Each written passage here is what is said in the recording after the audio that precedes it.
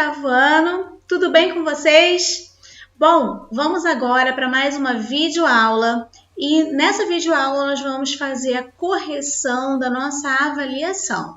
Vamos comentar cada questão e vamos aí esclarecer para vocês tudo aquilo que nós cobramos nessa avaliação. Vamos lá então?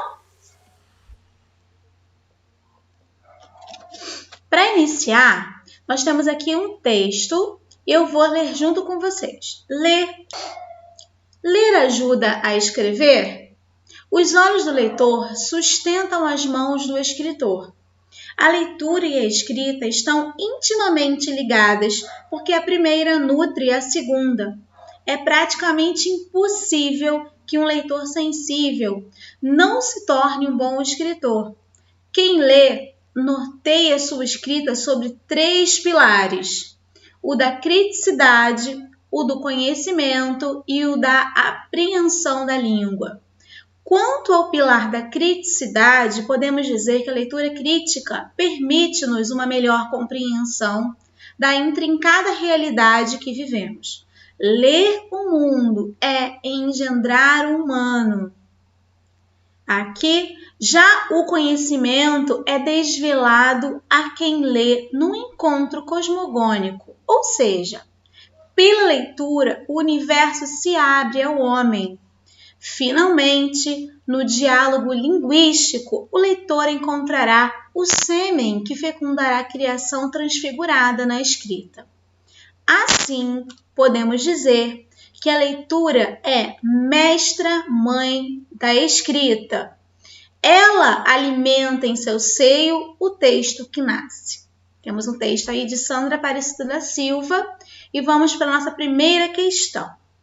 É praticamente impossível que um leitor sensível não se torne um bom escritor, nas linhas 4 e 5. De acordo com o texto, um leitor sensível é aquele que, vejamos as alternativas aqui, tem a possibilidade de se tornar um bom escritor, pois consegue fazer uma análise crítica e profunda do texto? Sim, está de acordo com o que foi mencionado aqui pela autora, né? Então, a letra A está correta. Bom, por que não pode ser a B, a C, a D e a E? Vamos ver. Se deixa influenciar pelas sensações externas e não consegue expressar as suas opiniões? Não é isso que ela está colocando para a gente aqui no texto, tá? É intenso em seus sentimentos e que vive suas emoções sem medir as consequências? Também não está mencionando nada acerca desse assunto. E se sente ofendido com o conteúdo de alguns textos? Ela nem menciona ficar ofendido com nenhum conteúdo. E por último, letra E, faz um estudo superficial do texto? Também ela não menciona a respeito de nenhum tipo de visão superficial ou estudo superficial do que se lê. Então, a única alternativa de acordo com a escritora, com o texto, é a letra A. Vamos para o número 2. Assinale a alternativa que melhor contempla a ideia contida no primeiro parágrafo. Vamos ver. Que melhor explica o primeiro parágrafo, não é isso? Bom, letra A. A escrita fornece elementos, a escrita, e recursos linguísticos que enriquecem e norteiam a leitura?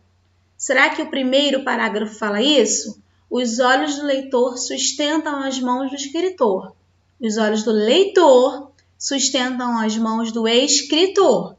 A leitura e a escrita estão intimamente ligadas, porque a primeira, que é a leitura, nutre a segunda, que é a escrita. Então, ele está dizendo para a gente que a leitura é que nutre a escrita, ok? Vamos lá, então, voltando para a questão 2. Aqui está dizendo que a escrita fornece elementos e recursos linguísticos que enriquecem e norteiam a leitura? Não é isso que o primeiro parágrafo nos diz. Ele nos diz que a leitura nutre a escrita. Olha aqui, ó, vamos voltar para vocês verem. Ó. A leitura e a escrita estão ligados, sendo que a leitura nutre a escrita, é a informação transmitida aqui no primeiro parágrafo do texto, ok? Então, essa já está incorreta. Vamos ver a letra B. Leitura e escrita se fundem, se confundem? Em nenhum momento isso é mencionado, então não precisamos nem continuar. C. A escrita é possível por meio da leitura? Bom, até aqui sim. Uma vez que esta, ou seja, a leitura, né, que está mais próxima aqui, ó, fornece elementos que servem de sustentação para aquela. Então, será que a leitura ela está fornecendo sustentação para a escrita? Justamente é o que o primeiro parágrafo diz, ó, que a leitura fornece, nutre, né, a escrita. Então, essa é a alternativa correta. A escrita é possível por meio da leitura, uma vez que esta fornece elementos que servem de sustentação, de base, né, para aquela que seria agora se referindo à escrita. Certinho? Conseguiram entender isso aqui muito bem? Vamos para o número 3. Assinale a alternativa incorreta sobre o tipo de predicado das frases a seguir. Bom, agora vamos lá quanto à classificação sintática, né, desses predicados. Os olhos do leitor sustentam, olha o verbo aqui. Quem sustenta, sustenta alguma coisa. Então, quando eu tenho um verbo de ação, naturalmente, né, seguido de objeto, naturalmente eu tenho um predicado verbal. Então, tá certinho. B. A leitura e a escrita estão intimamente ligados. Olha aqui o verbo de ligação. Quando eu tenho presente um verbo de ligação, seguido de um predicativo do sujeito, então eu tenho um predicado nominal correto. A leitura crítica permite-nos uma melhor compreensão. Ó, permite-nos. Eu tenho aqui um verbo. Agora, quem permite alguma coisa a alguém. É um verbo transitivo direto e indireto. E quando eu tenho um verbo de ação, sendo ele, nesse caso aqui, transitivo, o meu predicado vai ser verbal. E aqui, ó, está de acordo com o enunciado, predicado verbal. Letra D. Ler o mundo é engendrar o humano. Olha o verbo, sendo ele o verbo ser, verbo de ligação, conduzindo aqui, ó, o sujeito a uma característica, portanto, predicado nominal, ok? Todas as vezes que o verbo de ligação, seguido de predicativo do sujeito, ele surge na oração, então eu tenho um predicado nominal. E letra E, que foi a última, no caso aqui, já vimos todas corretas, né? Que vai ser a nossa sentença incorreta. Bom, eu tenho fecundará, a criação transfigurada na escrita. Observe que fecundará é um verbo transitivo, é um verbo de ação.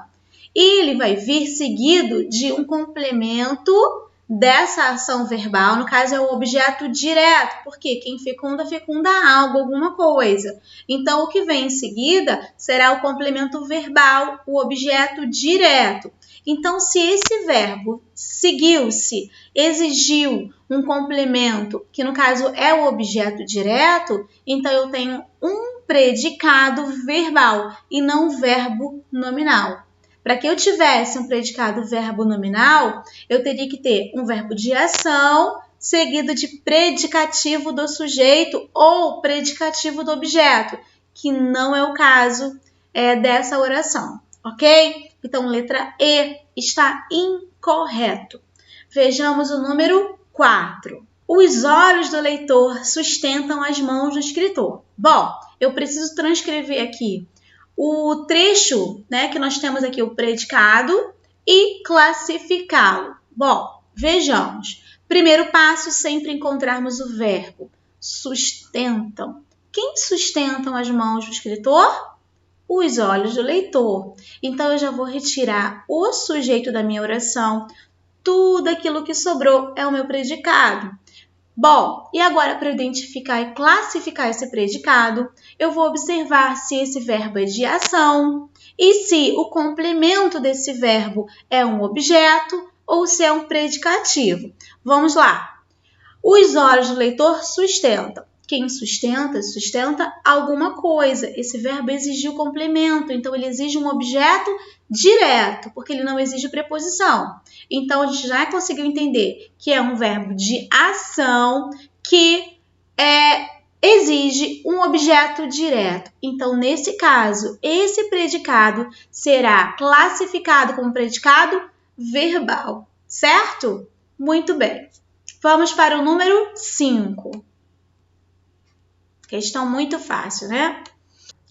Perigo, cuidado com a letra miúda. E aí o Garfield diz, agora eu fiquei intimidado. Bom, vejamos então o que essa questão está cobrando. Agora e intimidado.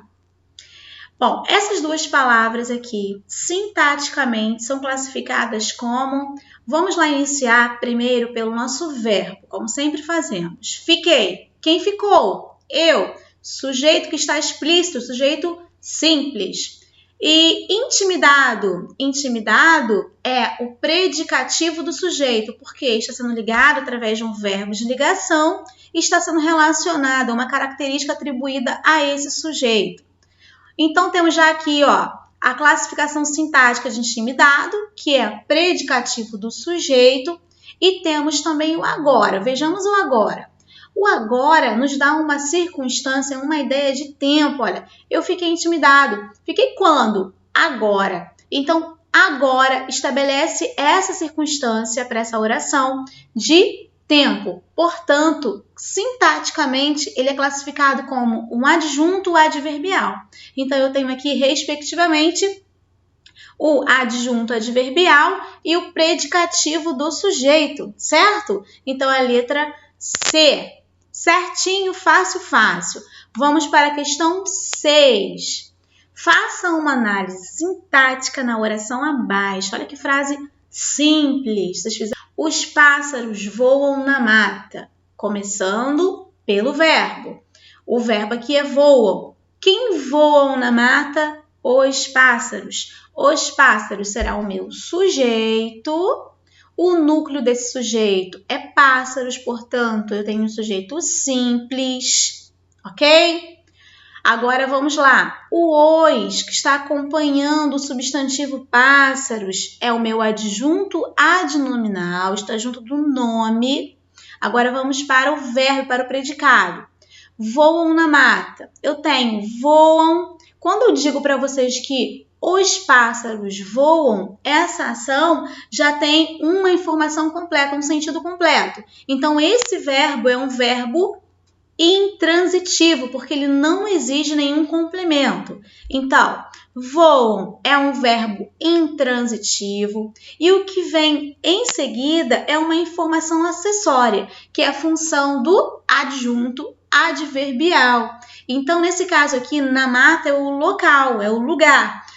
Os pássaros voavam onde? Na mata.